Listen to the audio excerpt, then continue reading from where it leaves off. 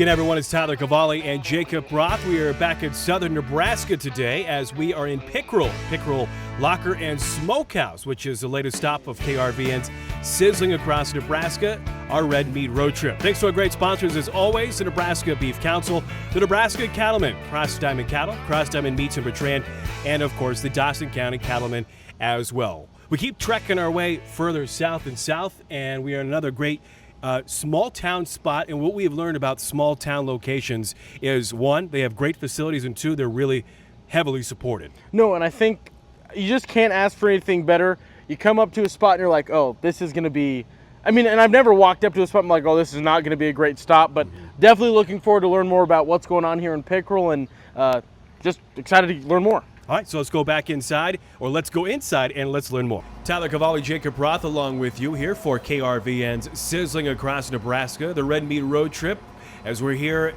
in southern Nebraska, as we're in Pickrell, part of the Nebraska Beef Passport Program, and we are at the Pickrell Locker and Smokehouse. So we're talking with Bob Freeman, who is the owner. And, well, Bob, you have a really great facility here just off Highway 77. Talk about what you guys have going on here. We're a custom exempt meat processing plant, so we process cattle, hogs, sheep, goats. Really anything off the farm. We do the pack and wrap. Talk about this location. I understand that this has kind of always been here, but maybe in an older sense of an older building, and now you guys are obviously upgraded. Talk about that. Yeah, so there was originally a locker here, always has been in Pickrell. It was an older place. The guy moved out. Bank took over the property and ended up bulldozing the property, so there was a vacant lot here.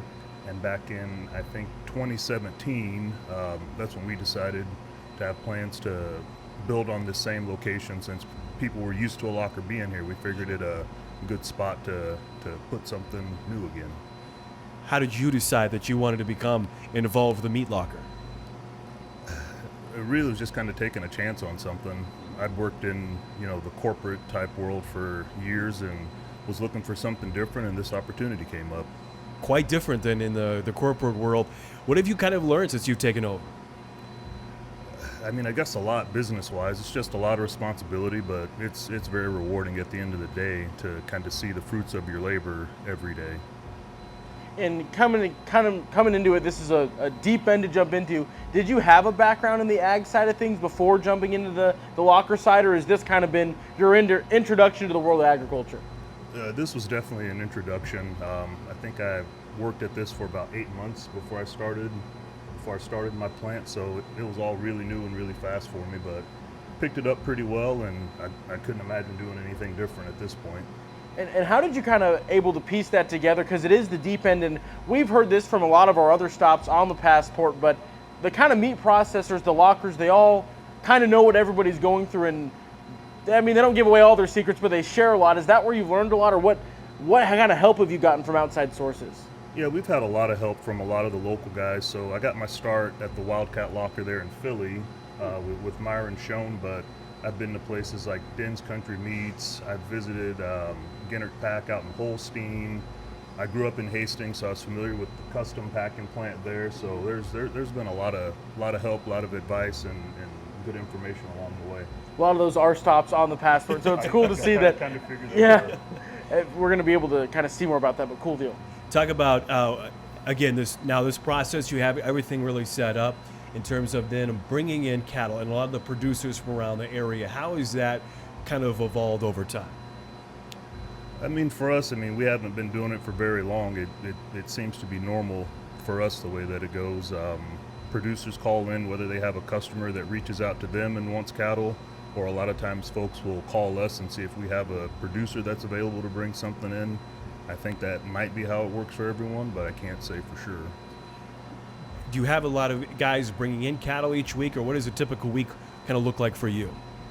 Yeah, for us, we do quite a bit. We do anywhere from 15 to 20 head of beef a week, and then every other week we do maybe 15 to 20 hogs, so it's plenty of stuff to keep us busy. A lot of guys do more and a lot of guys do less, so I think we're kind of right there in the middle. Yeah, I was going to say, I think that's the most we've heard in quite some time in terms of per week from around some of these areas.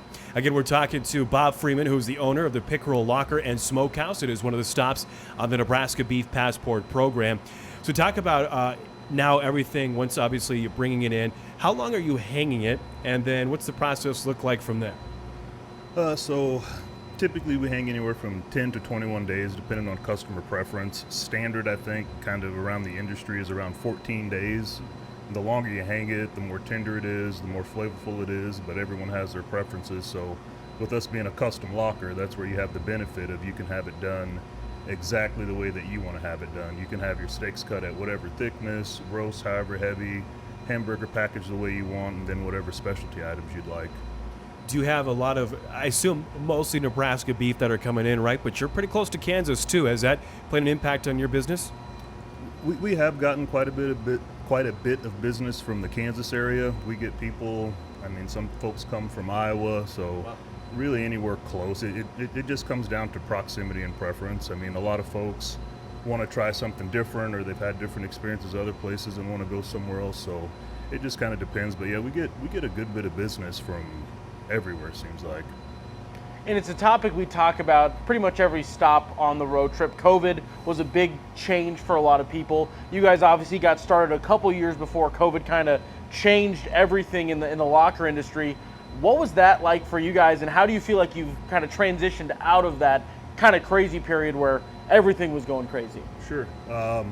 So before COVID, we were pretty small. It was me and just a couple of guys. We were doing maybe 5 beef a week and 5 or so hogs a week. But after COVID hit, things ramped up pretty quickly to the point where we were doing upwards of 35 beef a week and 20 hogs a week.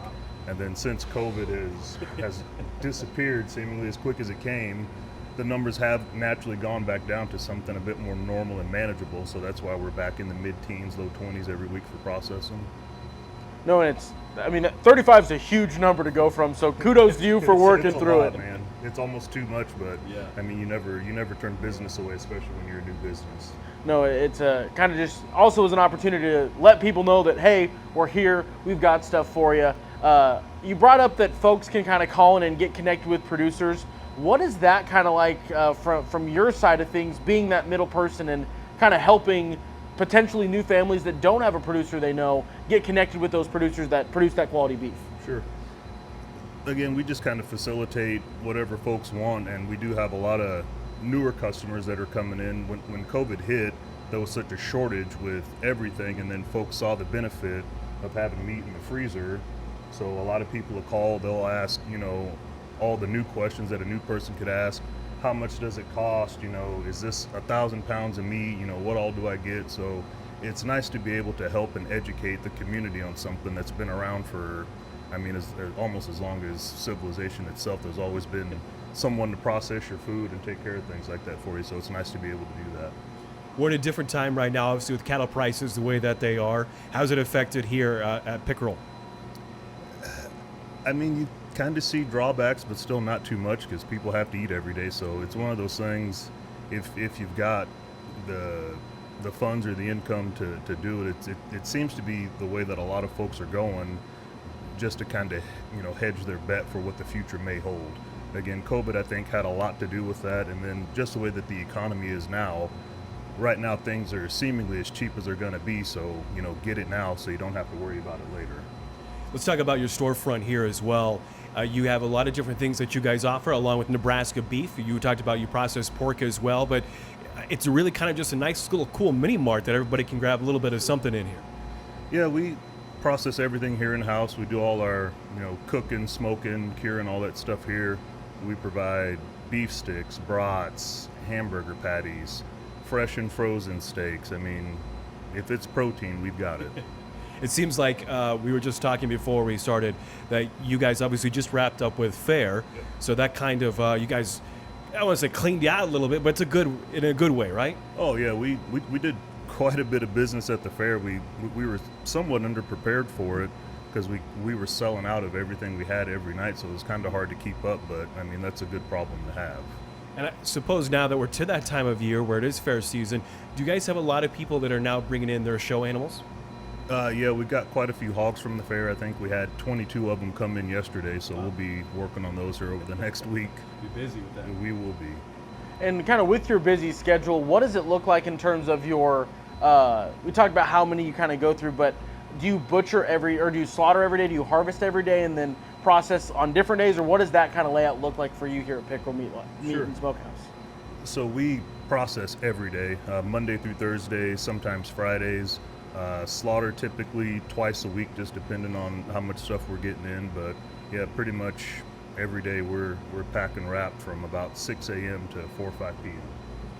You talked about obviously Nebraska beef and then hogs that you guys are slaughtering here, harvesting as well. Any other animals from this area or that you guys kind of dabble in? That's most of what you get. We do a little bit of wild game here or there. I think we're going to get into deer season again this year since we have pretty good staffing and help. Didn't do it last year just because we didn't have the resources, mostly the human resource that we needed to take care of it. So I think we are going to get into it this year, but we'll get anything in. We get moose, elk. I think someone brought a bear once, so that was that was interesting. But I mean, normal stuff. It's mostly, beef, hogs. We'll do a buffalo here or there, and just it's pretty normal stuff. But you never know what people are going to call and ask you. Apparently so. We have not heard of moose, elk, or a bear so far on this red meat road trip. Yeah, bear I think is bear technically red meat? I think it would be, probably. I don't know what it is, but we just call it bear. How did you learn how to get through that? It's pretty simple. Once you get it off the bone, it's all meat. Okay.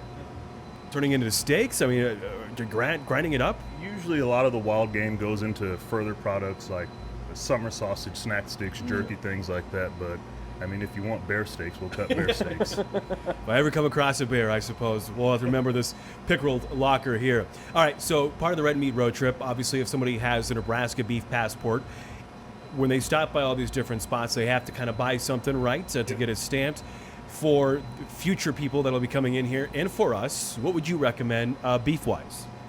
Probably our beef jerky. That's our number one seller of anything else is beef jerky. It's a little pricey, but it fits everyone's budget.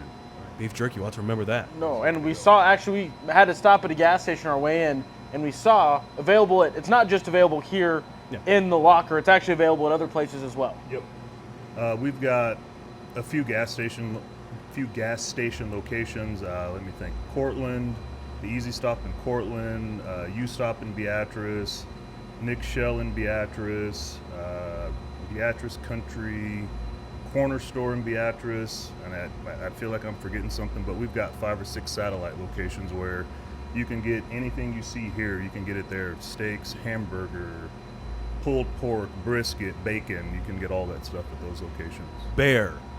Not bear. No bear. All right, don't go looking for bear in any of those locations. Bring your own bear. I like it. Why is it important to, as we kind of wrap things up here, begin to support places like this here at the Pickrell Locker and Smokehouse, not only today but going forward, especially with Nebraska beef? I'm sorry, could you repeat that? Yeah, so why is it important for future people that are coming in, buying, bringing their animal here, or just customers in general to continue to support lockers like yourself? It's important to always support small family businesses. I mean, that's ultimately, I'm sure everyone else you talked with was a small family business, and to us that's important, to my family that's important, so hopefully it's important to others as well.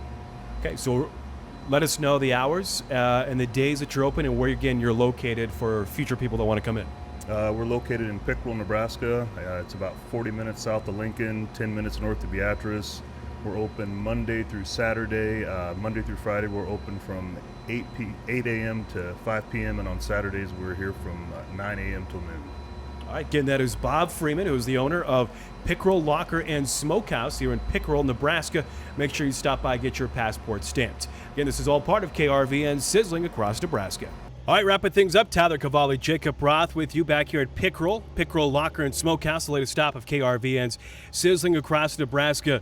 Really great conversation with Bob Freeman and his crew here. Really nice facility here. No, and I think that's just a thing that we're learning more and more. It's just the meat locker folks are just resilient type of people. He's like, just wanted to take a chance, wanted to take a change. This is the avenue he dove into, the agriculture industry. That's a huge part of Nebraska, and obviously it made the most of it. I mean, he was saying the numbers like, during COVID, we had to go through 35 beef, 25. I was saying those numbers like it was no big deal. Yeah. But, I mean, that's a lot of meat to process, and able to make it work, obviously, as things have kind of cooled down, leveled out as we've moved further and further from COVID. But really, really cool story. And again, a family-focused locker in a small town. You can make movies about it. Hallmark movies should incorporate lockers as a more common profession. They'll get there eventually, I'm sure. It is interesting, though, as you mentioned, new to agriculture, as we learned with Bob, kind of got away from the corporate side of the world and obviously saw something that people needed. People obviously continued to gravitate towards local Nebraska beef and a place where Pickrell always had a locker, kind of resurrected it from the dead, if you will, and it's worked out well. Yeah, genius thought on the location to be able to, it was an empty lot, the building was gone. Let's just put the locker back where the locker was, and seems like it worked as it's been really busy since we've been here. Has been the entire time. Also great location as well. Just off Highway 77 between Beatrice and the Lincoln area, and obviously that is paying off for them too. No, it's all about location. They're just conveniently off the beaten path just a little bit, but it's really easy to get to, and obviously having those two big hubs of population of Beatrice right up the road and Lincoln a little bit further just really works out for them. And if you have bear, they'll do it here. They apparently do it all here at Pickrell Locker. That one I was not ready for, but I like he just broke it down. Let's get it off the bone. It's just meat. It's just meat. That it is, red meat essentially. All right, good stuff as always. Thanks to Bob Freeman and company here at Pickrell Locker and Smokehouse. Our latest stop of KRVN Sizzling across Nebraska. Our great sponsors, of course, powering our red meat road trip, and of course the Dawson County Cattlemen, Cross Diamond County, Cross Diamond Cattle, Cross Diamond Meats in Bertrand, the Nebraska Cattlemen, and of course the Nebraska Beef Council powering, of course, the Nebraska Beef Passport Program. So one last time in Pickrell is Jacob Roth. I'm Tyler Cavalli for KRVN Sizzling across Nebraska.